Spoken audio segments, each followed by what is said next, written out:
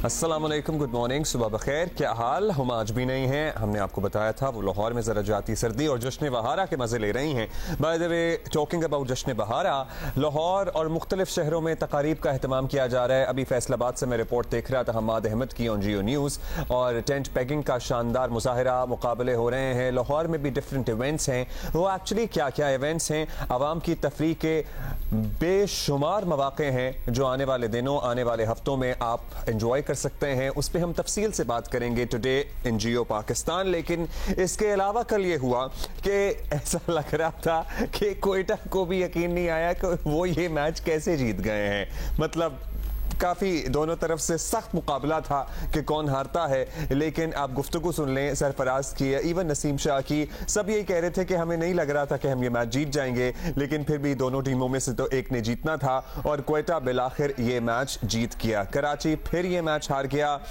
और सूरत हाल आपके सामने है। दोनों टीम्स खातिर खा परफॉर्मेंसेस इस पूरे टूर्नामेंट में नहीं दिखा सकी हैं। कराची तो अब PSL में आगे नहीं जा पाएगा, लेकिन सर्टनली दुख होता है जब एक भी टीम कोई मुकाबला करके हार रहा होना तो ठीक है, कोई डू एंड डाई वाली मामलात सिचुएशन बन जाए, अगर मगर वाली सिचुएशन बन जाए, लेकिन तवातुर के साथ मुसलसल एक टीम हारे चली जा रही है और ये दोनों टीमें लिटरली उसी में थी। और कल गप्टल जब पहले चले थे तब भी कोयटा जीत गया था, गप्टल जब कल चले तब भी कोयटा जीत गया है। सो इस पे हम तफसील से बात करेंगे। आज के होने वाले मैचेस पे भी जरा प्रेडिक्शन ले लेंगे कि किसके चांसेस ज्यादा लग रहे हैं और कल के मैच की परफॉर्मेंस पे भी तस्करा होगा। लेकिन इसके अलावा दूसरी तरफ ये भी मामला चल रहा है कि तोशा खाना रेफरेंस में सेशन अदालत में केस की समाअत का आगाज हुआ और जो जूनियर वकील थे इमरान खान की तरफ से, उन्होंने बताया कि भाई वैसे मैं हैरान हूं कि जज साहब कह रहे हैं, उन्होंने पूछा कि भाई इमरान खान साहब आ जाएंगे या नहीं आएंगे, तो उन्होंने कहा ये तो मुझे नहीं पता, लेकिन जो सीनियर वकीला की टीम है वो भी भाई 10 बजे आएगी। तो समाअत में ही 10 बजे तक का वक्फा हो गया है और बहुत इंकशाफात हो रहे हैं इस मुल्क में।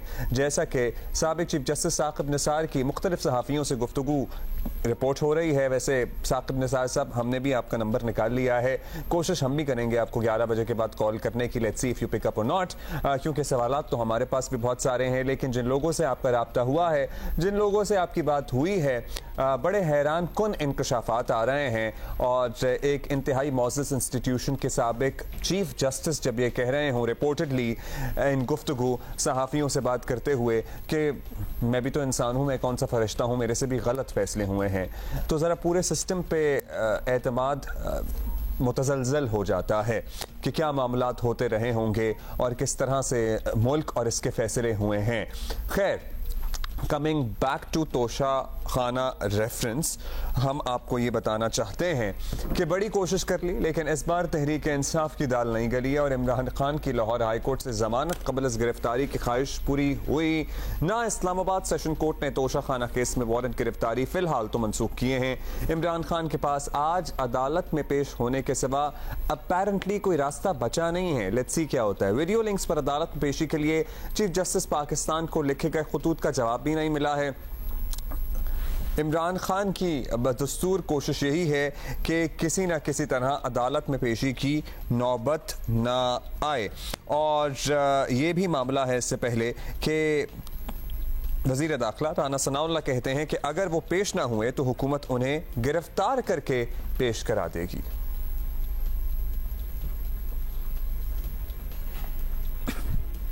क्या कोई प्रेशर तो नहीं है कि इसको गिरफ्तार नहीं करना? ना ना, कोई प्रेशर नहीं है। नवाज शरीफ साहब का भी प्रेशर नहीं है? नहीं, कोई प्रेशर नहीं है। या तो ये पेश होगा, हाँ, वरना इसको पेश कर दिया जाएगा। कैसे करेंगे आप? फिर गिरफ्तार करके करेंगे। मच जेल में नहीं भेजना आप। मच जेल में तो फिर जो है ना वो इन केसेस की जुरिस्डिक्शन जो है वो इस्लामाबाद में है, ये अच्छी बात पिंडी में है। तो मैं इसको अप्रिशिएट करता हूं। उस जुरिस्डिक्शन में इसको रखना पड़ेगा। मैं इसको इसलिए अप्रिशिएट करता हूं कि आप इसको मच जेल में नहीं भेज रहे। लेकिन मेरा कि बलूचिस्तान जो है वो ये डिजर्व नहीं करता। लेकिन मेरा ये ख्याल है कि इसको रिहेबिलिटेशन सेंटर में रखना पड़ेगा। वो कहाँ पे है? किसी भी जेल में ये नहीं रखा जा सकेगा, क्योंकि रेगुलरली वो आइस लेता है, कोकीन लेता है। देखे ना, ये आप बगैर सबूत ना बगैर सबूत के नहीं है। मैं बेट करने को तैयार नहीं, तो बेट ना करें। अगर ये मेरी बात केस बना दो, अगर ये मेरी बात गलत साबित हो जाए, ब्लड टेस्ट करवा लेना, मेरा भी करवा ली, इसका भी। राना साहब, आइस लेना तो जो है वो एक जुर्म है। ठीक है, आइस का इस्तेमाल जुर्म है, तो आप इसका मुकदमा बना दें उस पर। इसका मुकदमा ये अब अगर ये पकड़ा जाता है तो इसको एक बहुत बड़ा खौफ ये भी है कि इसके टेस्ट वगैरह भी करवाने हैं हमने। अच्छा, हाँ, इसकी ये वो प्लस्तर का भी टेस्ट करवाएंगे और इसका ये प्लस्तर का भी टेस्ट करेंगे आप? बिल्कुल, वो 5 माह से उतर नहीं रहा। वैसे राना सनाउल्लाह के जो इरादे हैं ना, ये अब से नहीं महीनों से सुना रहे हैं कि इनको यहाँ रखेंगे वहाँ रखेंगे, अब पकड़ लेंगे, पकड़ ही लेंगे।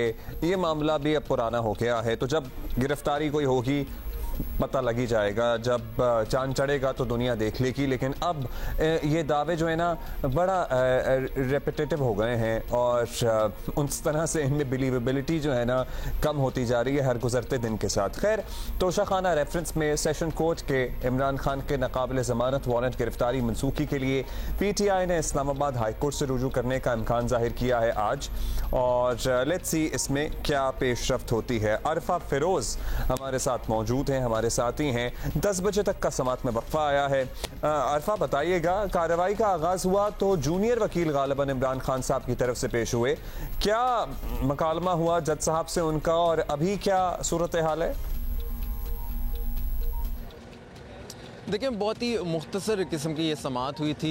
8:30 बजे तकरीबन पहुंच गए थे। इलेक्शन कमीशन के वकील साद हसन थे, मोहसिन शाहनवाज झांझा नून लीग के जो रहनुमा हैं वो भी थे, और इमरान खान के जूनियर वकील सरदार मसरूफ खान आज अदालत के रूबरू पेश हुए थे। तो जज ने जो है वो पहला मुकालमा ही जो इस्तफसार किया इमरान खान के वकील से कि क्या इमरान खान आज पेश होने जा रहे हैं, ये सवाल जो है पूछा गया। तो जो वकील थे इमरान खान के जूनियर, उन्होंने कहा मुझे मालूम नहीं, 10 बजे जो है वो लीगल टीम जो आएगी, जो सीनियर वकला पर मुश्तमिल है, जिसमें अली बुखारी शामिल हैं, गौर अली खान शामिल हैं, वो आएंगे तो फिर अदालत को बताएंगे क्या इमरान खान जो है वो पेश होंगे या नहीं होंगे, या फिर जो भी वो कानूनी कार्रवाई आगे करने जा रहे हैं। तो मजीद फिर जज ने पूछा इमरान खान के जूनियर वकील से कि क्या आपके पास कोई इन्फॉर्मेशन है इमरान खान के आज कचहरी में पेश होने की। तो फिर यही कलमात जो है वो इमरान खान के वकील ने दोहराए कि मुझे मालूम नहीं, 10 बजे जब वो पेश होंगे तो आप उनसे पूछ लीजिएगा। और फिर 10 बजे जो है समात में वक्फे की जो है वो इस्तदा कर दी थी ताकि लीगल टीम आएगी तो फिर वो बताएगी। तो जो इलेक्शन कमीशन के वकील उस टाइम कमरा अदालत में मौजूद थे,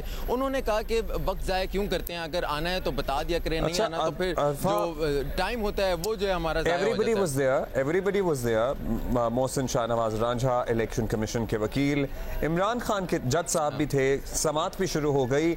लेकिन इमरान खान की तरफ से जो वकील साहब पेश हुए जूनियर वकील, उन्होंने कहा एक तो उन्हें पता नहीं है, दूसरा ये कि उनकी जो सीनियर लीगल टीम है वो 10 बजे तक आएगी। तो समात में ही वक्फा हो गया 10 बजे तक। It is a usual normal practice कि जज साहब बैठे हुए हैं और इज्जतमाब वकील साहब कह रहे हैं जी मैं तो 10 बजे आऊंगा, इसलिए समात ही 10 बजे तक मुलतवी कर दी जाए। देखिए, ये नॉर्मल प्रैक्टिस ही होती है क्योंकि कचहरी जाहिर सी बात है सुबह 8:30 बजे शुरू होती है, तो जो मुल्ज़मान हैं वो अमूमन देर से ही आते हैं, या फ़र्द जुर्म या इस तरह की जो कार्रवाइयाँ होती हैं जिसमें बहस होनी होती है वो हमेशा देर से होती है, 10 या 11 के अराउंड होती है। लेकिन तो उसी हवाले से ये प्रैक्टिस है नॉर्मल कि हमेशा से जूनियर वकील ही इमरान खान के पेश होते हैं, और फिर उसके बाद जो है वो इस्तदा करते हैं कि आप थोड़ी सी कार्रवाई जो है वो उसमें वक्फा कर दें ताकि जो लीगल टीम जो सीनियर पर मुश्तमिल है वो आएगी, तो फिर मज़ीद आप उनसे इस्तफसार कर सकते हैं, उनसे पूछ सकते हैं। और यही हमने जो है वो 28 फरवरी को भी देखा था। यही वकील जो जूनियर थे सरदार मसरूफ खान, इन्होंने आज पहले वैसे आकर पेश इमरान हुए खान थे, साहब की पेशी का तो कोई इम्कान आपको नहीं नजर आ रहा, या सूरत हाल कुछ बन भी सकती है वैसी? इमरान खान, हमारे जो है वो बात हुई है, जो PTI की लीगल टीम है उनमें हमारे ज़राए मौजूद हैं, तो उनसे कल रात ही हमने पूछ लिया था, उनसे मैंने पूछा था कि इमरान खान आएंगे या नहीं।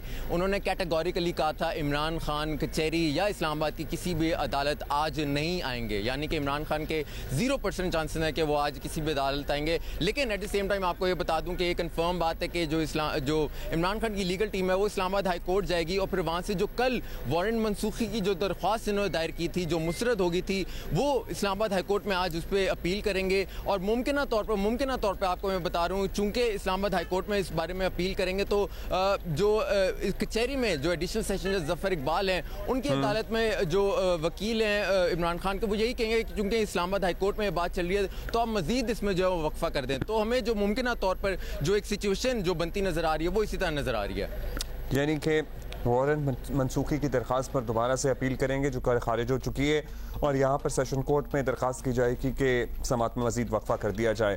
ठीक है अरफा, 10 बजे हम आपसे दोबारा रब्ता करेंगे जब समात दोबारा शुरू होगी कि उस वक्त क्या डेवलपमेंट्स होती हैं। इसी पर मजीद बात कर लेते हैं, ज़रा कानूनी मामला समझते हैं। माहिर कानून सीनियर सहाफ़ी तज्ज़ियाकार मुनीब फारूक हमारे साथ मौजूद हैं। Munib, good morning. मुनीब, आज नहीं पेश हो रहा है इमरान खान साहब, क्या इसका नतीजा निकल सकता है खान साहब के लिए? अब्दुल्ला, देखिए 2-3 बातें हैं। एक तो ये कि अभी जो 10 बजे उनकी सीनियर लीगल काउंसिल आएंगे, उसमें ये एक नॉर्मल वैसे प्रैक्टिस है कि अगर सीनियर वकला ना हो तो एट टाइम्स अदालतों में इंतजार पर रखवा लिया जाता है मामला। It's not a big deal, ठीक है। अगर वो आ गए 10 बजे और आकर वो ये कहते हैं कि जनाब इमरान खान तशरीफ नहीं ला रहे, और एक मुझे नहीं पता कि वो क्रेडिबल है या नहीं है, लेकिन कोई डॉक्यूमेंट जो था और बड़ा वियर्ड सा मेडिकल डॉक्यूमेंट था, बल्कि मेडिकल डॉक्यूमेंट भी नहीं, कोई एक पेज था जो कि सर्कुलेट कर रहा था सोशल मीडिया पे। आई डोंट नो वो दुरुस्त है या नहीं है, but that's besides the point. अगर वो आगे ये कहते हैं कि उनकी सेहत दुरुस्त नहीं है, तो ये अगेन अदालत का मुकम्मल इस्तेहकाक है कि वो क्या कहें। लेकिन क्योंकि यहाँ मामला इसलिए फर्क है कि इमरान खान साहब डिलिक्वेंट हो गए हैं। वो काफी अरसे से, जब से मामला चल रहा है, वो कभी पेश नहीं हुए। उनकी तरफ से मुतअद्दिद दफा समात को मुलतवी किया गया, तारीखें ली गई। फिर अब आखिर में जो हुआ है, देखिए वो है नाकाबिले जमानत वारंट गिरफ्तारी। उसका मकसद जो था, जिसके लिए पुलिस भी, इस्लामाबाद पुलिस भी गई और सारा तमाशा हुआ, वो सिर्फ एक ही होता है कि जो मुल्जिम है उसको अदालत के सामने पेश किया जाए। Arrest not in the actual sense होती है, सिर्फ इंश्योर करती है रियासत या कोई भी इदारा कि वो उनको पेश करे। अब इमरान खान साहब की तरफ जब वो गए तो जो उस दिन हुआ, शायद वो जानबूझकर इसलिए पुलिस की जानिब से ये लेवरेज रखी गई कि जी हम ये बताएं कि हम गए थे इमरान खान साहब को लेने, आगे से हमें ना वो मिले बल्कि झूठ बोला गया हमसे, तो अब वो कार्य सरकार में मुदाखलत थी, हम अदालत को बता देंगे। उनको गिरफ्तार करना मकसूद नहीं था।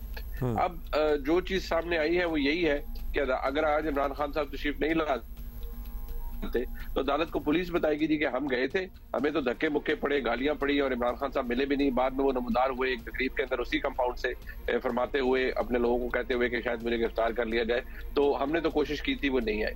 अब इसके बाद जो स्टेज है अदालत उस पर भी जा सकती है, यानी कि आज ही अदालत इमरान खान साहब को एब्सकॉन्डर डिक्लेयर कर दे, इश्तिहारी डिक्लेयर कर दे, वो फिर एट लार्ज होंगे, उनको किसी वक्त भी कोई गिरफ्तार कर सकता है। दूसरी सूरत ये है कि आज इस्लामाबाद हाई कोर्ट में इमरान खान साहब के वकला जाए और ये नाकाबिले जमानत वारंट गिरफ्तारी जो है इसको मुअत्तल करवा दें या कलअदम करवा दें, तो फिर यारी बात है, यहाँ जो ट्रायल कोर्ट है इसमें स्टेटस को हो जाएगा।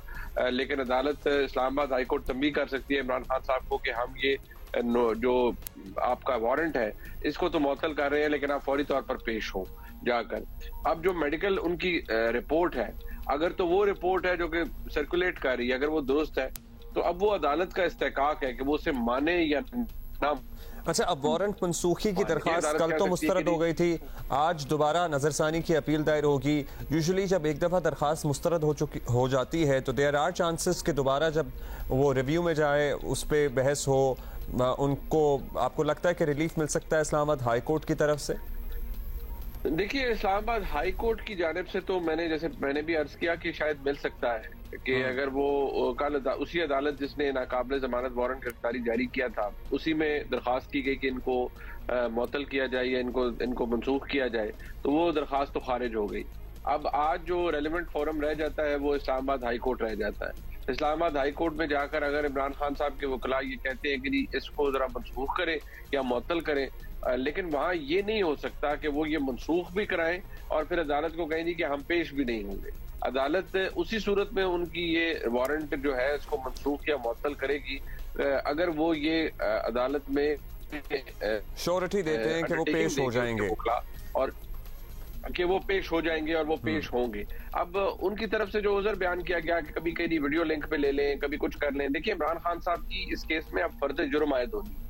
अच्छा, ये बिल्कुल फर्द जुर्म आयद होनी है और इसके लिए ज़ाहिर पेश होना भी ज़रूरी है। मुनीब, ये बता दीजिएगा कि क्या वीडियो लिंक वगैरह पे फर्द जुर्म आयद हो सकती है? एक तो क्लैरिटी दे दीजिए। दूसरा ये कि अगर इस्लामाबाद हाई कोर्ट आज ये कहती है कि भाई हम ठीक है वारंट आपके मनसूख कर देते लेकिन पेश हों, तो क्या ये अदालत की सवाबदीद है कि आज ही पेश हों या आगे भी जा सकता है मामला कि कल परसों तरसों जब पेश हो जाए?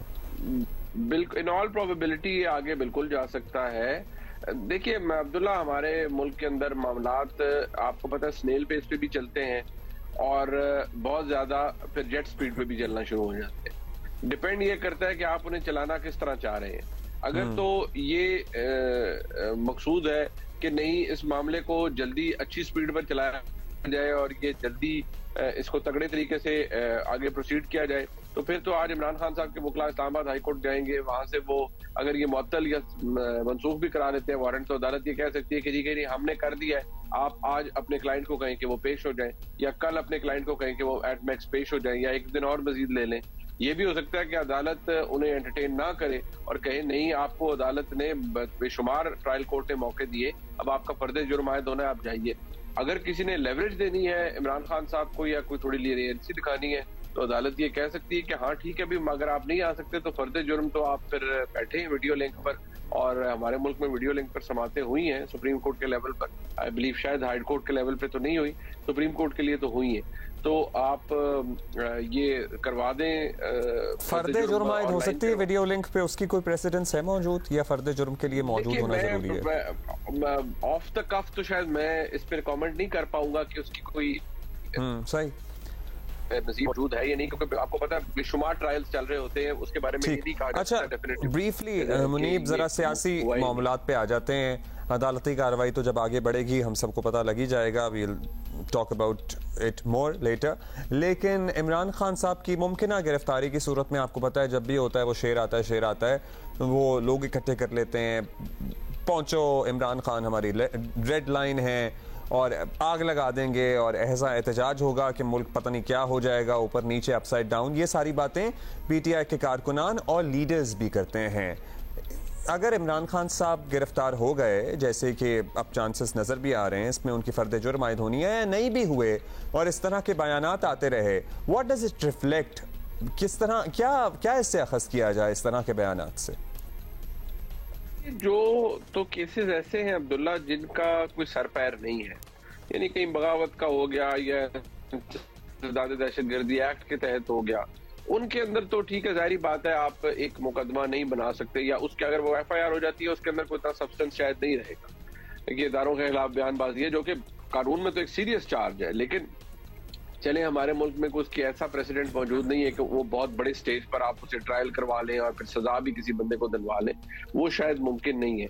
लेकिन जो केसेस जिनमें सब्सटेंस है, अब तोशा खाना के अंदर सब्सटेंस मौजूद है, तोशा खाना के ऊपर इलेक्शन कमीशन की रिपोर्ट मौजूद है, उसके अंदर एविडेंस मौजूद है, उसके अंदर डिस्क्रेपेंसीज मौजूद है। ये ट्रायल तो होना है और रियासत ने अगर कोई लीनियंसी, मुझे नहीं लगता है टुडे इमरान खान साहब को कोई मिलेगी, तो ये तो मामला है। बाकी उनकी जमात का तो जारी बात है, ये एक सियासी नैरेटिव है कि इमरान खान साहब हमारी रेड लाइन है, उनको गिरफ्तार कोई नहीं कर सकता या ये कोई नहीं कर सकता, एंड इज बियॉन्ड एवरीथिंग। वो ठीक है, वो बिल्कुल कहते रहे, बट अगर किसी ने ये किसी जगह पर डिसाइड कर लिया है या ये पता है कि नहीं जी, अगर रूल ऑफ लॉ है, तो अगर बाकी किसी को गिरफ्तार भी किया गया, सजा भी दिलवाई गई और नाअहल भी किया गया, तो वाई नॉट इमरान खान?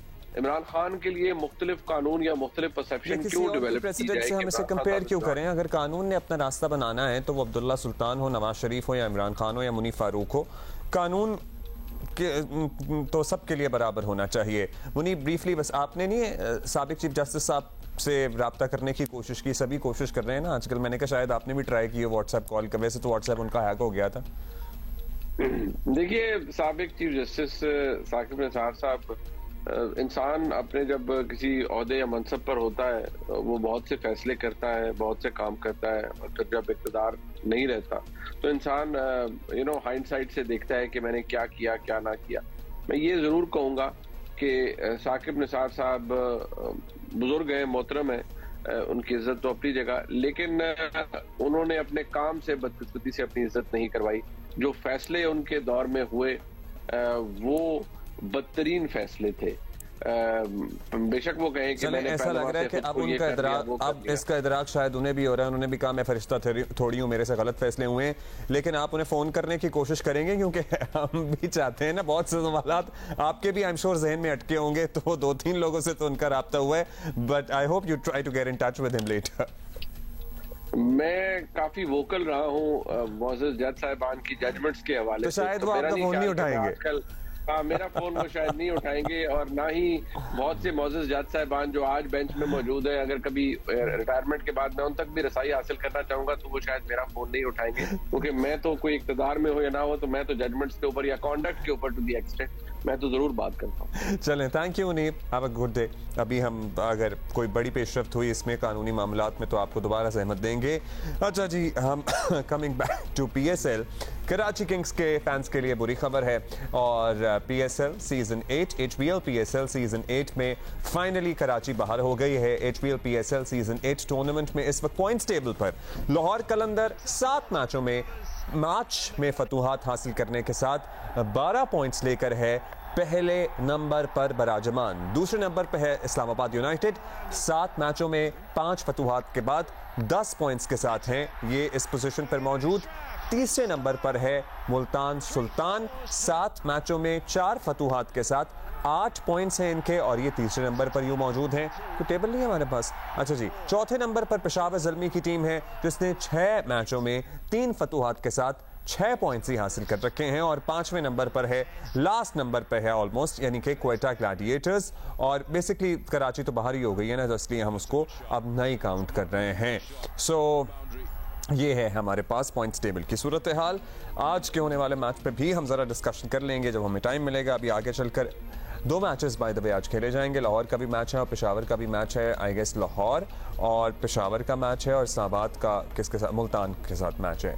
सो हम उस पर तफसील से भी बात करेंगे। और ChatGPT आपको पता है ना, बेहतरीन किस्म का इनकलाब लाने के बाद लोगों की ज़िंदगियों में खुशगवार तब्दीलियाँ ला रहा है। मतलब ये कि परसों you know my cousin was trying to post a picture on Instagram, और उसने मुझे कहा कि मैं अपनी डिस्क्रिप्शंस जो हैं वो पिक्चर्स के नीचे जो Instagram पे लोगों ने लंबी लंबी कहानी और ऐसे नहीं लिखे होते, वो डिस्क्रिप्शन में ChatGPT से लिखवा रहा हूँ। सो उसमें एंटर करता हूँ और वो उसका बेटर वर्जन मुझे प्रोवाइड कर देता है, and then I post it. मैंने कहा भाई कमाल, ये सारी चीज़ों में तो इस्तेमाल हो रहा है। लिटरली इनकलाब आया है इसमें, और आर्टिफिशियल इंटेलिजेंस की वजह से दुनिया भर में लोगों की ज़िंदगियाँ आसान बनाई जा रही हैं। और अच्छी खबर यह है कि पाकिस्तान में भी इसका इस्तेमाल शुरू हो चुका है। वफाकी हुकूमत by the way IT ministry ने एक ऐसा ही प्रोग्राम करियर काउंसलिंग पोर्टल शुरू किया है।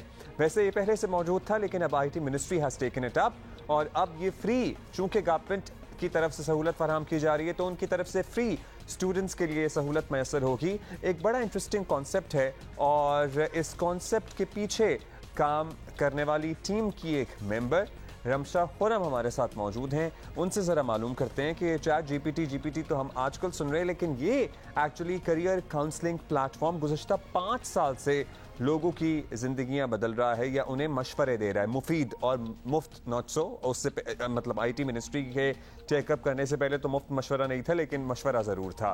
Thank you Ramsha, good to have you over, good morning. अब ज़रा हमें बता दीजिए कि ChatGPT की तो हम अब ज़रा बात करते हैं, दुनिया में इनकलाब ले आया, लेकिन आपसे मेरी ब्रेक पे बात हो रही थी, आपका ये पोर्टल तो 5 साल से काम कर रहा है, मतलब आप तो पायनियर हैं इस मामले की। जी अस्सलाम वालेकुम, thank you for inviting me to the show. जी बिल्कुल, so I am happy to share कि our team at Botnostic solutions हमने एक AI powered career advisory solution launch की है by the name of my career dreams, जो कि will help empower the youth to understand कि कौन सी career field के लिए उनकी कितनी कंपैटिबिलिटी है, सो दे कैन मेक अपने future decisions in a well informed manner. अब जैसे कि आपको पता होगा कि अभी इतनी करियर एडवाइजरी की इम्पोर्टेंस नहीं लोग समझते, और वो एक स्टीरियोटिपिकल तरीका चल रहा होता है कि मार्क्स अच्छे आ गए तो डॉक्टर बन जाओ, कम मार्क्स आ गए तो बिज़नेस की फील्ड की तरफ चले जाएं। और ये हम सब ने अपनी एजुकेशनल जर्नी में भी देखा है कि उस बस ग्रेड्स के बेसिस पे डिसीजन हो रहा होता है, या किसी के वाले डॉक्टर हैं तो बस अज्यूम किया जाएगा कि बेटा या बेटी भी डॉक्टर बन जाएगी। तो उससे ये होता है कि जो बहुत सारे ब्राइट स्टूडेंट्स होते हैं, जो वैसे बहुत स्मार्ट होते हैं, आप किसी ऐसी फील्ड में चले जाते हैं जिसके लिए उनकी कंपैटिबिलिटी या डिस्पोजिशन लो होती है, और वो बाद में फिर are not able to perform well, इस एकेडमिकली भी पोर्टल स्ट्रगल से करते मशवरा हैं, लेना तो मुफीद है, प्रोफेशनली लेकिन वालिदैन का अंडरस्टैंडिंग होना भी बड़ा इम्पोर्टेंट है इस सारे मामले में कि चैटबॉट ने तो कह दिया कि आप ये कर लें, लेकिन अम्मी अब्बू ही ना माने तो हम क्या करेंगे। खैर इस पे हम फिर कभी बात करेंगे, लेकिन basically what I have understood is that कि एक चैटबॉट है, एक इंटरफेस है जिस पे आप चैट शुरू करते हैं, एज एन स्टूडेंट गुफ्तगू शुरू करता है, सवालात करता है वो बॉट आपसे, रोबोट, और फिर आप जवाबात देते हैं और उसके बाद वो अपना डेटा एनालाइज करके आपको कुछ फील्ड्स बता देता है क्या होता है, किस तरह काम करता है। ये अच्छा हमें ज़रा रब्ता इस्टेब्लिश होता है, ज़रा थोड़ी सी डिस्टॉर्शन है, तो वो हम ज़रूर रमशा से पूछेंगे, लेकिन आई होप कि आप लोगों को जितना मुझे अंडरस्टैंडिंग हो गई है इसकी यही है। जी रमशा। जी रमशा, अभी हम ये पूछ रहे थे आपसे, जी जी, अगर आपको सवाल आया है मेरा समझ में, आवाज़ आप तक पहुंची है तो प्लीज़ बताइएगा, otherwise I would repeat it. I would appreciate it if you can repeat it. अच्छा, अब मैं आपसे ये पूछ रहा था कि हमें समझ आया कि एक रोबोट है जिससे स्टूडेंट एक इंटरफेस के ज़रिए इंटरैक्ट करना शुरू करेगा, तो उसके बाद क्या स्पेसिफिक ये बता देगा एंड में कि भाई आप डॉक्टर बन जाएं, या कुछ जेनेरिक से फील्ड्स बताता है, और इसके पीछे क्या साइंस है, मतलब आप किस बेसिस पे ये मशवरे दे रही हैं या आपका ये सिस्टम मशवरे दे रहा है, बिकॉज इस सहूलत के साथ comes a lot of responsibility as well, you know, लोगों की जिंदगियों का मामला है। जी एब्सोल्युटली। सो करियर एडवाइजरी का बेसिक कॉन्सेप्ट ये होता है कि you express your interest in a field and then the career counsellor interacts with you, और वो आपसे सवालात करते, they try to understand you better and then they tell you that this is our assessment, this is where you stand, और आगे जाने के लिए क्या क्या स्टेप्स आपको लेने की ज़रूरत है। तो ये चैटबॉट बेसिकली उसी तरीके से चलता है। एक स्टूडेंट से पहले पूछा जाता है आप कौन से करियर फील्ड में इंटरेस्टेड हैं, आपको उस फील्ड के बारे में क्या पता है, आपकी क्या वर्क वैल्यूज़ हैं, आपका एजुकेशनल बैकग्राउंड क्या है, things like that. And as the conversation progresses, पीछे इसके आर्टिफिशियली इंटेलिजेंट एल्गोरिथम्स हैं जो असेस करते हैं कि अच्छा एक स्टूडेंट ने ये कहा है तो you know this is what they are inclined towards, या इस चीज़ में उनको क्लैरिटी नहीं है तो उससे रिलेटेड और सवालात, it's going to keep asking them. So दो स्टूडेंट्स जो चैटबॉट को यूज़ कर रहे होंगे, ज़रूरी नहीं है कि उनको सेम क्वेश्चंस आए, AI डिटर्मिन करती है कि उनसे कौन से क्वेश्चंस कब पूछते हैं, एंड वंस इट फील्स कि उसके पास इनफ डेटा है, इट विल डिस्पेंस एडवाइस, और जो एडवाइस है दैट इज़ बेस्ड अपॉन जो हमारा एक डेटा बैंक है which contains advice from industry experts, from psychologists, from career advisors. तो काफ़ी सारे डिफरेंट लोगों का अपडेट भी करते रहते हैं, बिकॉज यू नो नई चीज़ें भी आती रहती हैं, नई फील्ड्स भी आती रहती हैं, और इसमें हमें तो जब when we were growing up we just had a few options in front of us, doctor, engineer, MBA, so या फिर ACCA या CA। सो अब तो बहुत वास्ट करियर अपॉर्चुनिटीज़ हैं, तो उतनी ही वास्ट ऑप्शंस आपके पास भी मौजूद होती हैं लोगों को गाइड करने के लिए। बिल्कुल। So we like you mentioned कि रिस्पॉन्सिबिलिटी हम पे फॉल करती, so we've got an entire team जो कंटिन्यूसली रिसर्च कर रही होती, कंटिन्यूसली इंफॉर्मेशन को अपडेट कर रही होती, और in line with the latest market trends, in line with क्या demand है currently in the job market, and then it's localized to different countries as well. So हमारे कुछ clients सऊदी अरेबिया में हैं तो उनको सऊदी मार्केट के trends नज़र आ रहे होते हैं, उनको अरबिक वर्जन नज़र आ रहा होता है इस वेबसाइट का। पाकिस्तानी गवर्नमेंट के साथ इट्स अवेलेबल, या फिर आप पाकिस्तान में ही सारा वर्कफोर्स अपना रखते हैं, और लास्टली मोस्ट इम्पॉर्टेंटली आप अपना वेबसाइट का पोर्टल या ऐप या जिसके ज़रिए भी ये काम करता है वो प्लीज़ मेंशन करें 2-3 दफ़ा, so that people who are listening to us right now they can also you know get facilitated. So it's all made in Pakistan. Our team is all based from different areas across Pakistan. But जो इसके usage है, we've got 500,000 users from across the world. So ये पाकिस्तान से भी हैं. We've got users from first world countries as well, like USA, like UK. Currently the service is available in English, Urdu, Arabic में है. We're looking into adding more languages. So इसको अगर access करना है तो अगर डायरेक्टली वेबसाइट से करना है, so the URL is mycareer.mycareerdreams.com. वरना it's also available for the Pakistani youth for free tech destination की वेबसाइट के ऊपर। So टेक उनकी जो करियर असेसमेंट। जी, टेक डेस्टिनेशन जो आईटी मिनिस्ट्री का नया इनिशिएटिव है, उसके ऊपर they've made this available to the public for free, so students can come, students can use it and take their decisions in a more well-informed manner. Wonderful, great job Ramsha, good luck to you and your team. आप इसको मज़ीद expand करें, दुनिया के मुख्तलिफ ममालिक तक फैल जाएं और पाकिस्तान का नाम इस तरह से रोशन करें। हम चैट जीपीटी की बात कर रहे थे, उसी तर्ज का एक चैट बॉट बेस्ड ये पोर्टल है जो 5 साल से एक्चुअली काम कर रहा है।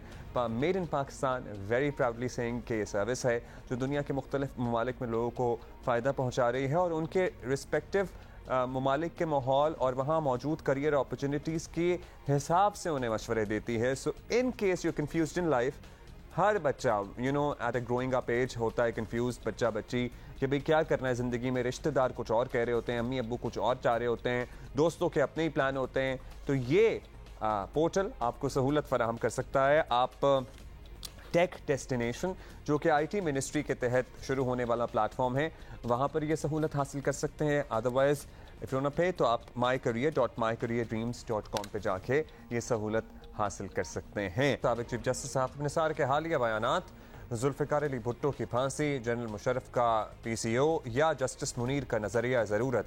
अफसोसनाक हकीकत यह है कि बाजी में हमारी अदलिया सियासी एजेंडों का हिस्सा बनती रही है। बास जजेस के किरदार पर कल भी उंगलियां उठती थीं और आज तक उठ रही हैं और वो अपने पीछे जो अपनी लेगेसी छोड़ के गए हैं, मेरा ख्याल है कि मुड़ के देखते होंगे तो यही कोशिश या दुआ करते होंगे कि काश हम वो सब कुछ नहीं करते जो हमने किया, किसी मजबूरी, दबाव या फिर अपने तईं ये फैसले किए।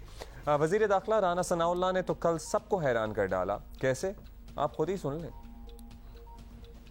इसमें कोई शक नहीं है कि जनरल फैज़ हमीद साहब ये सारी जो इनकी मैनेजमेंट जहाँ तक उनके बस में है वो इसको मैनेज कर रहे हैं।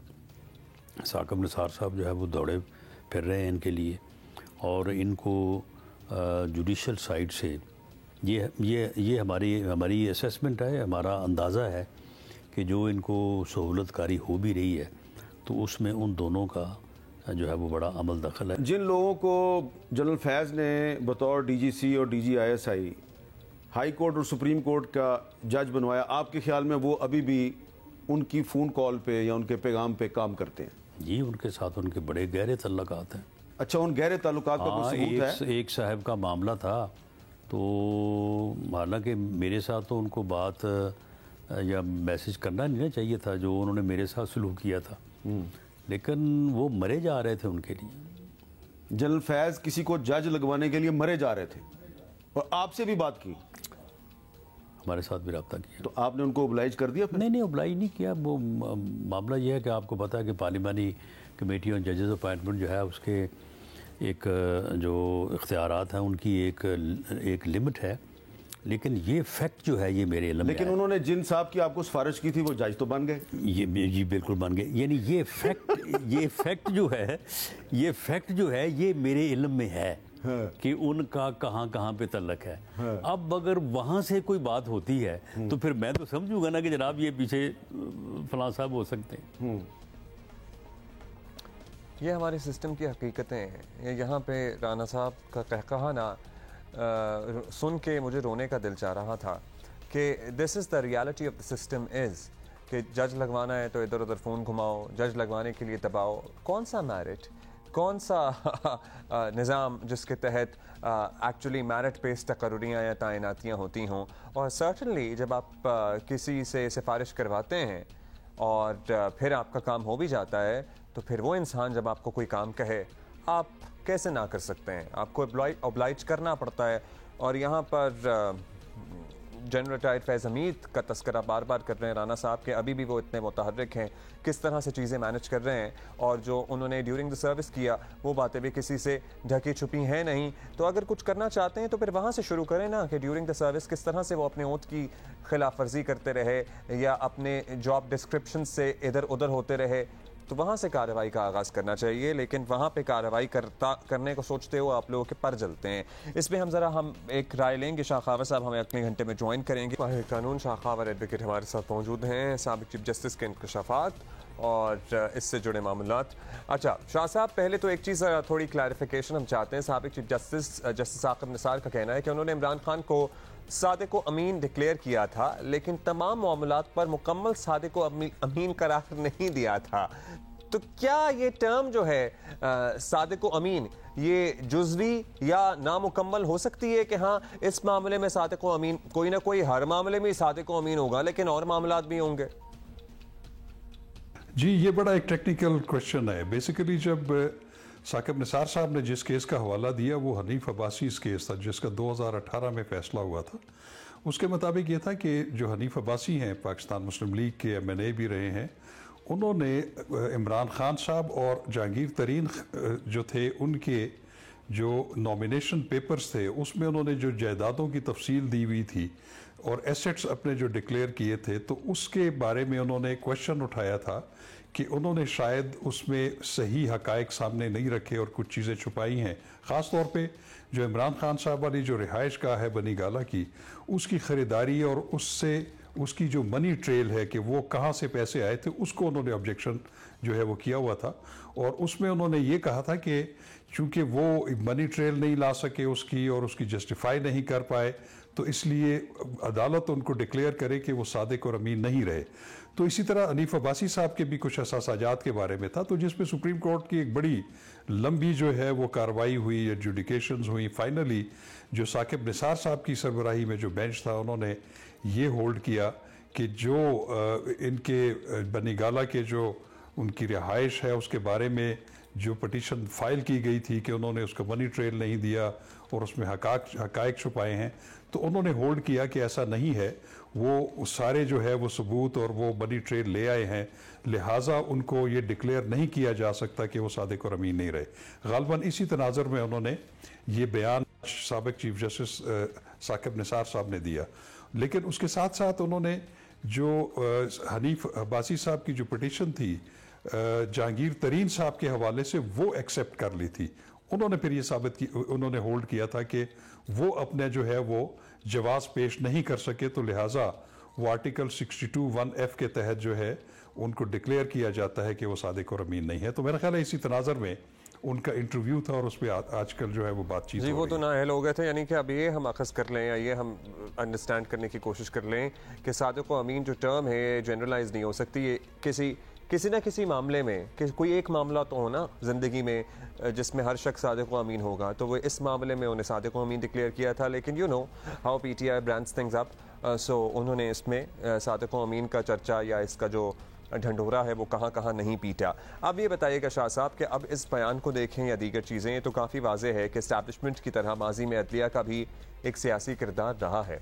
अब इस्टेब्लिशमेंट तो इसका एतराफ़ भी कर चुकी है, लेकिन साबिक चीफ जस्टिस कहते हैं कि उनका सच उनकी ज़िंदगी में सामने तो नहीं आएगा।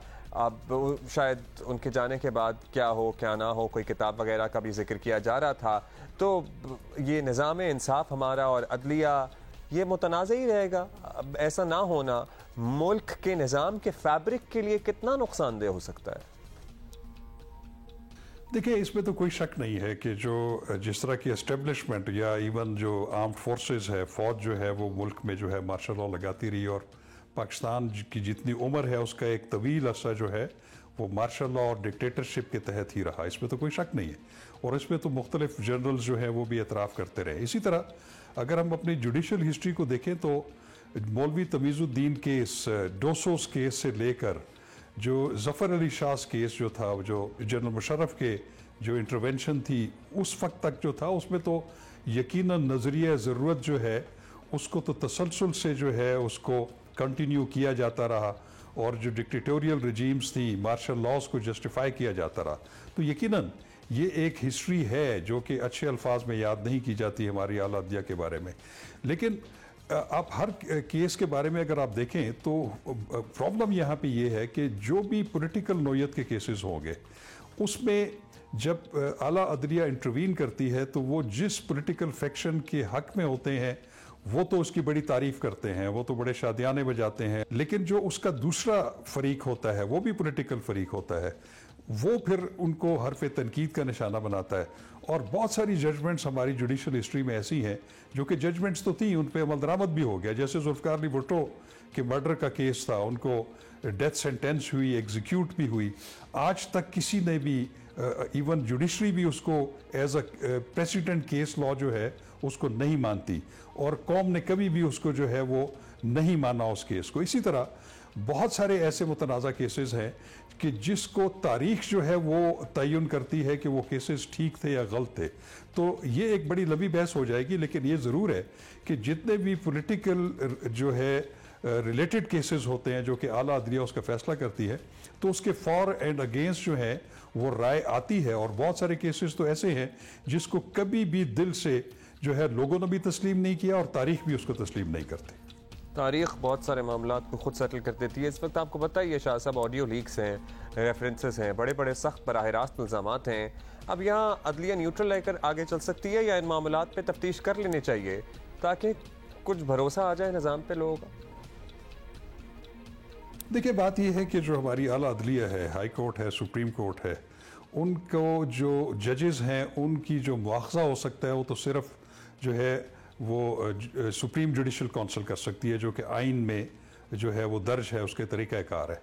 उसके अलावा उनको आप ना निकाल सकते हैं ना उनको बरतरफ कर सकते हैं। तो बेस्ट फोरम तो वो है। लेकिन अब सूरत हाल ये है कि जहाँ तक लीक्स का ताल्लुक है या उनको स्कैंडलाइज करने का ताल्लुक है, तो इस तरह की जो मुतनाज़ा लीक्स आती हैं, चाहे ऑडियो हो या वीडियो हो, वो अगर वाकई इस नोयत की हैं कि जिससे अदलिया की खुद मुख्तारी और उसकी ट्रांसपेरेंसी के ऊपर हर्फ आता है, तो मैं समझता हूँ कि उस पर तो आला अदलिया को बिल्कुल तहकीक करनी चाहिए और सच तक पहुँचना चाहिए। और अगर वो गलत चीज़ों पर मबनी है तो जिन्होंने वो चीज़ फैलाई है उनको बिल्कुल इंसाफ के कटहरे में लाना चाहिए। लेकिन उसके साथ साथ मैं ये भी समझता हूँ कि हमारी आला अदलिया जो है वो बहुत सारी उन पर जो तनकीद होती, तनकीद तो ठीक है, लेकिन जब उन पर तज़हीक भी होती है, उनकी कंटेम्प्ट होती है, तो उस पर कभी भी उन्होंने वाजे जो है वो एक्शन नहीं लिया। मैं ये समझता हूँ कि आम हालात में अगर उनके फैसलों पे तनकीद होती तो उसको तो बर्दाश्त भी करना चाहिए, वो तो एकेडमिक डिस्कशन होती है। लेकिन जहाँ पर ऐसा एक मवाद जो है सामने लाया जाए जो कि अवाम के दिलों में अदलिया के ख़िलाफ़ नफ़रत और बुरे जज्बात पैदा हों, तो उस पर ज़रूर अदलिया को एक्शन लेना चाहिए और उस पर मिसाल बना देनी चाहिए। हमारी आला अदलिया हमेशा ये कहते हैं कि जब तौहीन अदालत का कोई भी मामला होता है, वो अदालत का और वो कंटेम्नर के दरमियान होता है, तो वो हम उसमें रिस्ट्रेंट का मुजाहरा करते हैं। रिस्ट्रेंट का मुजाहरा ज़रूर करें, लेकिन जहाँ पे अदलिया के इंस्टीट्यूशन के ऊपर ऐसी बात हो तो मैं समझता हूँ कि उस पर उनको मिसाल कायम करनी चाहिए और कुछ लोगों को जो कंटेम्पनर्स हैं उनको बिल्कुल करार वाकई सज़ा देनी चाहिए। माहिर कानून शाह खावर साहब, thank you for being with us sir, और बड़ी सैर हासिल हमने गुफ्तगू की है। अभी हम शहरों के शहर लाहौर की बात करेंगे और पाकिस्तान के दिल लाहौर की बात करेंगे, जो लिटरली फरवरी के आखिर और मार्च के आगाज़ में दुल्हन की तरह सज जाता है। कुछ तो इस पर मेहनत की जाती है और कुछ कुदरत भी इस मौसम में लाहौर में लगे पौधों का साथ देती है। हरे भरे दरख्त, फूल जिसे कहते हैं ना, फूल उमड़ रहे होते हैं क्यारियों में, चाहे वो सड़क किनारे हों या फिर घरों के किनारे हों या फिर शाहराहों पर हों। मतलब it is a beautiful site. और particularly growing up in Lahore all my life, वो जो नहर किनारे फूलों की बहार आती है ना, वो it takes you to another trance. हम इस मौसम में लाहौर में होने वाले जश्न बहारा की बात करेंगे। बहुत कुछ हो रहा है इस मरतबा भी। क्या कुछ हो रहा है? हमारे इलाके की सदियों पुरानी रवायात आपको पता ही है, उसको भी उजागर किया जा रहा है। बसंत और लाहौर लिटरली एक साथ ही जहन में आता था जब भी हम बसंत की बात करते थे, लेकिन चलें अगर वो नहीं तो इसके अलावा शहरियों की तफरीह का भी खासा इंतज़ाम है। बात करेंगे कमिश्नर लाहौर मोहम्मद अली रंधावा हमारे साथ मौजूद हैं। रंधावा साहब, शुक्रिया आपने वक्त दिया, बताइएगा। और लाहौर वाले भी आपका शुक्रिया अदा कर रहे हैं क्योंकि इस मरतबा भी although it's an interim government, लेकिन उनको तफरीह के खासे मौके आप लोगों ने फराहम किए हैं। तो क्या क्या है इस मरतबा के जश्न बहारा में लाहौर में? बिस्मिल्लाहिर्रहमानिर्रहीम। Thank you Abdullah. देखें, हमेशा लाहौर के अंदर जो है, इनफैक्ट पूरे पंजाब में बहार की जो है रंग बिखेरे जाते हैं और लाहौर हमेशा इसमें लीड करता है। डिफरेंट डिपार्टमेंट्स मिलके कुछ ना कुछ फंक्शंस वगैरह कर रहे होते हैं जिसमें पंजाब गवर्नमेंट सपोर्ट करती है, हमेशा से होता आ रहा है। जब हमें ये रिस्पॉन्सिबिलिटी दी गई तो हमने ये फिर कन्वे किया कि तमाम डिपार्टमेंट्स आए मिलकर इस जश्न की बहार को जो है इसके ऊपर अपनी अपनी एक्टिविटीज़ करते हैं। अब इसमें ऐसा था क्योंकि PSL आपको पता है लाहौर में भी हो रहा है, कराची में भी, पूरे पाकिस्तान में चल रहा है, तो हमारे पास ना लाहौर के अंदर एक 5 से 12 तारीख की एक ऐसी विंडो आ रही थी जिसमें लाहौर के अंदर कोई PSL मैचेस नहीं थे। इसमें फिर हमने ये चीफ मिनिस्टर साहब से गाइडेंस लेते हुए उनकी डायरेक्शंस के ऊपर हमने तमाम डिपार्टमेंट्स को इकट्ठा किया, जिसमें वॉल सिटी के अंदर लेज़र एंड लाइट शो होगा, जिसमें PHA के अंदर फूड एंड आर्टिजन मेला होगा। पुराना एक लकी रानी सर्कस होती थी, हम अपने बचपन में देखते होंगे आपको, और मुझे तो याद है, और वो लकी रानी सर्कस को दोबारा से रिवाइव किया ग्रेटर इकबाल पार्क के अंदर, वो चल रही है। इसके अलावा हॉकी स्टेडियम के अंदर फ्री एंट्री लोगों के लिए रिनाउंड सिंगर्स जो हैं उनको इनवाइट किया है, वो डेली बेसिस पे शाम को 7 बजे से ऑनवर्ड, जिसमें राहत फ़तेह अली खान भी है, जिसमें अली ज़फ़र भी हैं, बहुत रिनाउंड सिंगर्स हैं, उनको इनवाइट किया हुआ है और फ्री एंट्री है। और इसके अलावा अल हमरा के अंदर डिफरेंट शोज़ हो रहे हैं हमारे, और उसके अंदर मौसीकी के भी हो रहे हैं ख़वातीन से रिलेटेड, क्योंकि कल वुमेंस डे है तो हमने वो जो सलमान सूफ़ी का एक प्रोग्राम होता था वुमेन ऑन व्हील्स, उसको रिवाइव किया है, और वुमेन मुशायरा हो रहा है शाम को, ख़वातीन का मुशायरा हो रहा है। इसके अलावा वुमेंस डे से रिलेटेड जो हमारे वुमेन डेवलपमेंट डिपार्टमेंट है वो अपना प्रोग्राम कर रहे हैं। तो पूरे इन 7 दिनों के अंदर हमने हर एक्टिविटी की है। इसके अलावा शहर के अंदर जो हमारा ट्रेडिशनल फूलों की बहार है वो उसी तरह चल रही है, और सबसे बड़ी बात यह है कि पूरी नहर किनारे आपने तस्करा भी किया है, जो हम देखते तो फूल, और फिर वो नहर के बीच में जो वो लाइट वाले मुजस्समे होते थे, मॉडल्स होते थे, वो भी हैं इस मर्तबा। वो भी सारे के सारे हमने उसको स्टार्ट कराया है कैनाल के ऊपर, तमाम कैनाल को पूरा प्रॉपर्ली डेकोरेट किया है, बल्कि इसके अलावा लाहौर की जो मेन शाहराएँ हैं उस सब को डेकोर किया है। और मैं यहाँ पे ये बताते चलूँ कि इसके अंदर हमारे साथ डिफरेंट पार्टनर्स फ्रंट पे आए हैं, और ये फॉर द फर्स्ट टाइम इस तरह हो रहा है कि हम हुकूमत पंजाब से इस तमाम एक्टिविटीज़ के ऊपर हम कोई पैसे नहीं ले रहे। सारा का सारा कमिश्नर साहब यही हम जानना चाह रहे थे कि हुकूमत के पास तो आपको पता ही है मुल्की हालात मौशी लिहाज से खासे मुश्किल हैं, किटीज़ खाली हैं, मतलब इलेक्शन कराने तक के पैसों की बात हो रही है, तो यहाँ जश्न बहारा के पैसे आप लोगों ने कैसे अरेंज किए? Because I am sure this must be uphill task. जी बिल्कुल, जब ये टास्क दिया गया तो हमारा ये इरादा था कि हुकूमत पंजाब से हमें पैसे नहीं लेने, क्योंकि देखें ना ये एक ऐसी एक एक्टिविटी है जिसमें बड़ा फुटफॉल जो है वो हर इवेंट के ऊपर बहुत ज़्यादा होता है। जब हमने इसके लिए फिर हमने इस आइडिया को स्पॉन्सर्स, जी सर, पैसे डेफिनेटली इस आपने एक बहुत स्टैंडर्ड रेस जब करते हैं और तो उसका फिर उसके ऊपर पैसे भी लगते हैं, लेकिन सर इस पूरे आइडिया को जब हमने पेश किया स्पॉन्सर्स कॉन्फ्रेंस के अंदर तो हम आप यकीन मानिए कि इतनी इंकरेजमेंट हुए, बहुत सारे स्पॉन्सर्स फ्रंट फुट पे आए, उन्होंने अपने इवेंट्स उठाए, बैंक से आए जिसमें से लीडिंग जो है बैंक ऑफ पंजाब ने उसको मेन स्पॉन्सरशिप की है, JS बैंक ने की है, इसके अलावा भी और बहुत सारे बैंक है, CBD आपको पता है फ्रंट फुट पे आई है, और सारे स्पॉन्सर्स, मैं इसलिए इनका नाम ले रहा हूँ ताकि इंकरेजमेंट हो। अगले साल जो है हमारे पास अभी से और आ रही हैं कि जो दोबारा एक्टिविटी कब कर रहे हैं। इन स्पॉन्सर्स फ्रंट फुट पे आए हैं, हमने उनको ब्रांडिंग का राइट दिया है, लाहौर पूरे के अंदर इनकी ब्रांडिंग स्टार्ट की है, और एक ऐसी अच्छी हेल्दी एक्टिविटी हुई है। और मैं ये बताता चलूँ कि तमाम के तमाम जो इवेंट्स हैं, जी चलिए वो भी आप बताइएगा, लेकिन अली साहब मैं आपसे पूछना चाहता हूं कि जश्न बहारा का जो लोगो है ना, इसमें 2 पतंगे हैं, और आपको पता ही है पतंगबाजी और लाहौर का भी एक ज़माने में बड़ा स्ट्रॉन्ग एक रिलेशनशिप होता था, बट सर्टनली इंसानी जान सबसे मुकद्दम है, पाबंदी है, उसका एहतराम भी होना चाहिए, उस पर सख्ती से इतलाक़ भी होना चाहिए। लेकिन क्या कोई ऐसा कोई लाहौर के सब अर्ब्स में कोई कोना खुदरा है या कोई पार्क है जहाँ थोड़ी सी पतंगबाजी की जा सकती है, या नहीं अभी मुनासिब नहीं है अभी वो? अब्दुल्ला, आपने बहुत अच्छा क्वेश्चन किया। इस लोगों के अंदर जो हमारा मेन फोकस है ना, वो इसके अंदर पतंग के साथ ना ढोल भी हैं, तो हमने अब पूरा फोकस जो है वो जश्न बहारा के अंदर वो ढोल और म्यूज़िक और मुशायरा और इवेंट्स के ऊपर करा दिया। मसलन इसमें जो लेज़र लाइट शो है जो वॉल सिटी के अंदर हो रहा है, बहुत ही अच्छा शो होगा। जहाँ तक पतंगबाजी से रिलेटेड, अनफॉर्चुनेटली आपको पता है कि कुछ ऐसे इंसिडेंट्स होने शुरू हो गए जिससे जो है ह्यूमन लाइव्स, ख़ास तौर पे जो बाइक्स के ऊपर सफ़र करते थे उनके ऊपर ये इस एक मतलब अजाब के तौर पे आया। तो हम ये रिस्क नहीं लेना चाहते, इसलिए हमने फिर उसके जो पतंगबाजी होती थी उसको ख़त्म करके फिर हमने ये जश्न बहारा के डिफरेंट इवेंट्स करवाए ताकि लोगों के अंदर एक खुशी की लहर मौजूद हो, लोग आएँ अपने बच्चों के साथ, अपनी फैमिलीज़ के साथ और इवेंट्स के अंदर आएँ। और इसीलिए इसकी हमने फ्री एंट्री रखी हुई, कहीं पे कोई पैसे चार्ज भी नहीं कर रहे। अच्छा, ये लेज़र लाइट शो और ये जो कॉन्सर्ट्स हैं, ये लेज़र लाइट शो क्या रोज़ाना है या इसके कोई मखसूस दिन है? और ये इन्फॉर्मेशन लास्टली अली साहब बता दीजिएगा कहाँ मिल सकती है, क्योंकि अभी आपने इतने इवेंट्स बता दिए हैं कि मेरे लिए यहाँ याद रखना मुश्किल है। तो आपको कोई फेसबुक पेज वगैरह है जहाँ पे लोग ये देख सकते हैं और अपने दिन के हिसाब से अपना हफ्ता प्लान कर सकें? जी बिल्कुल, ये तमाम के तमाम इवेंट्स हमारे तमाम गवर्नमेंट के फेसबुक पेजेस पे हैं। कमिश्नर ऑफिस के फेसबुक पेज पे, ट्विटर अकाउंट्स के ऊपर और सोशल मीडिया पे इसकी प्रेजेंस है।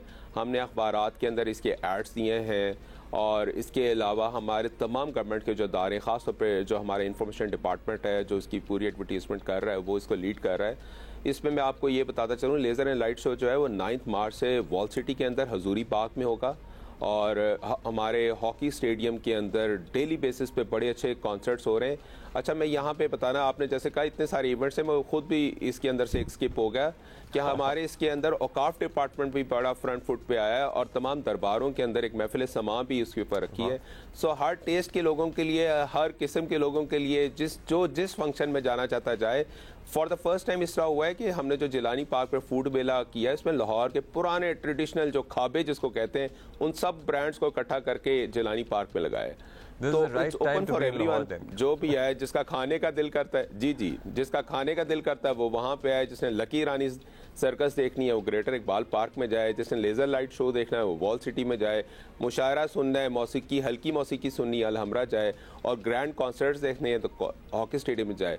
एक चीज़ इंपॉर्टेंट वो ये कि 12 तारीख को हमने लाहौर दौड़ लाहौर, ये सॉलिडारिटी के लिए, अर्थक्वेक के लिए, आपकी वजह से आपको पता ही है टर्की में आया, तो हमने संडे वाले दिन हमने साइक्लोथॉन भी रखी हुई है सुबह 7 बजे। इसके बाद फिर हमने 42 किलोमीटर की साइक्लोथॉन के बाद 42 किलोमीटर की हमारी रेस है जो प्रोफेशनल्स के लिए है। फिर हमने 5 किलोमीटर, जी मैराथन, फिर हमने 5 किलोमीटर की जो है वो रेस रखी है, जो कि जिसमें पूरा लाहौर जो है एमेचोर शो है वो उसके अंदर आए। तो ये सारे जो इवेंट्स हैं हमने बिल्कुल इसको प्रॉपर प्लान किया हुआ है। इसमें सिर्फ ये है कि आए लाहौर और अपने खुद भी आए, अपने मेहमानों को भी लेके आए, अपने बच्चों को लेके आए और सबको लेके आए और एंजॉय करें। चलें, ज़बरदस्त। आपने इतने ज़्यादा इवेंट्स बता दिए हैं कि लिटरली दिल ललचाने लगा है कि बस अगली फ़्लाइट पकड़े बंदा और लाहौर चला जाए। और एक चीज़, रुस्तम पंजाब दंगल भी है भाई, ये जो लाहौर के पहलवान है ना, ये जो कुश्ती है, ये भी लाहौर का एक खासा है, तो वो भी मैंने मेंशन कर दिया। Anyhow, thank you for being with us Mohammad Ali Randhawa साहब। Keep doing what you are doing and congratulations to you and your team in CM Punjab.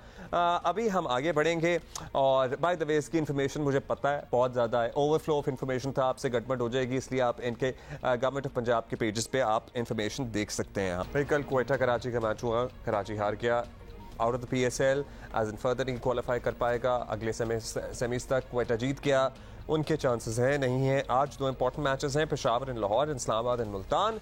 इस तमाम सूरत हाल पर बात करेंगे हमारे साथ सीनियर हमारे स्पोर्ट्स कॉरेस्पॉन्डेंट, साथ ही हमारे फैजान लाखानी ज्वाइन कर रहे हैं पिंडी से। पिंडी में आजकल ज़रा रौनक लगी हुई है ना, लाहौर में वैसे जश्न बहार है लेकिन पिंडी में मैचेस की बहार है। So Faizan, talking about the yesterday's match first, मतलब जो टीम जीत भी गई उसको भी यकीन नहीं आ रहा था कि वो जीत गए हैं। ओवरऑल दोनों टीमों की परफॉर्मेंस कैसी लग रही थी आपको? Do you think Imad has been unlucky? बहुत सारे मामलात में किस्मत ने भी कराची का साथ नहीं दिया, या और उनकी परफॉर्मेंस क्वेटा से बेहतर ही रही है इस टूर्नामेंट में? देखिए, क्वेटा और कराची दोनों ही की परफॉर्मेंस मायूस कुन रही है, लेकिन इसमें इमाद अकेले को कराची की कारकर्दगी या सरफराज अकेले को ग्लैडिएटर्स की कारकर्दगी के ब्लेम नहीं कर सकते। जिसी तरह हम पिछले साल की कारकर्दगी पर, कराची किंग्स की कारकर्दगी पर हम बाबर को ब्लेम नहीं कर सकते। एक टीम एफर्ट होता है, टीम कॉम्बिनेशन मेरा ख्याल है दोनों टीमें अपना ठीक तरह नहीं बना पाई, तो उसकी वजह से ये काफी चीजें यहाँ पर दोनों टीमों के लिए प्रॉब्लम हुई। बट एक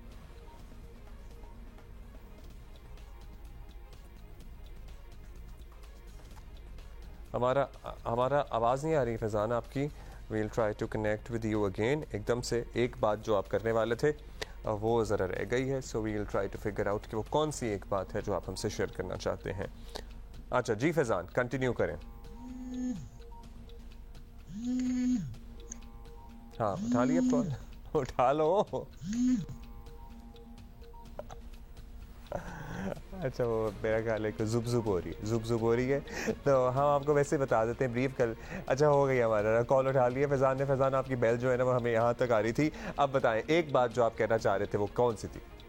देखिए, यही मैं बताना चाह रहा था आपको कि एक तो मैं ये जो पीएसएल का सीजन होता था, बहुत सारे दोस्तों की कॉल आ ही नहीं होती कि टिकटॉक का बंदोबस्त करते। बट एनीवे, मैं ये बताना चाह रहा था कि आप शुरू में बात कर रहे थे कि कराची नॉकआउट हो गए। अब भी अगर आप मैथमेटिकली देखें तो मौजूदा के इम्कान का अब भी होप कर रहा होगा कराची कि किसी तरह पेशावर ज़ल्मी अपने सारे मैचेस हार जाए, कराची जो अपना आखिरी मैच कलंदर से खेलना है वो जीत जाए, और फिर जो क्वेटा ग्लैडिएटर्स है वो ज़ल्मी को जरूर हराए लेकिन अपना दूसरा मैच जो सुल्तान से है वो हार जाए। तो बहुत सारे इफ एंड बट्स अब भी है। अब भी मैथमेटिकली आप किसी टीम को नहीं कह सकते कि बाहर हो गई। अब भी बकिया 4 टीमों में से 2 टीमें कौन सी आएगी, कंटेंशन जारी है। इस्लामाबाद और लाहौर तो थ्रू हो गई है। तो अब भी फैंस दुआओं पे, कुदरत के निजाम पे अब भी यहाँ भरोसा रख सकते हैं। तो बड़ा इंटरेस्टिंग अब आखिरी एक हफ्ता लीग। अच्छा, कुछ परफॉर्मेंस की बात कर लेते हैं। मतलब जो लड़के नहीं हैं आज तक, जिनसे इतने आवाम आशना नहीं है, जैसे कि एहसानुल्लाह हैं, अब्बास आफरीदी हैं, इन लोगों की परफॉर्मेंस ने बड़ा ज़बरदस्त टॉप विकेट टेकर्स हैं, इम्प्रेस किया लोगों को। Azam has not been a part of national team कुछ अरसे से, और ही हैज़ सरप्राइज किया, मतलब बड़ा इम्प्रेस किया उन्होंने भी अपनी परफॉर्मेंस से। लेकिन अब इफ्तिखार की परफॉर्मेंस आप देखें, it has not been even average. तो आपको लग रहा है कि कुछ तब्दीलियां आएंगी इस पीएसएल के बाद भी हमारे नेशनल स्क्वाड में?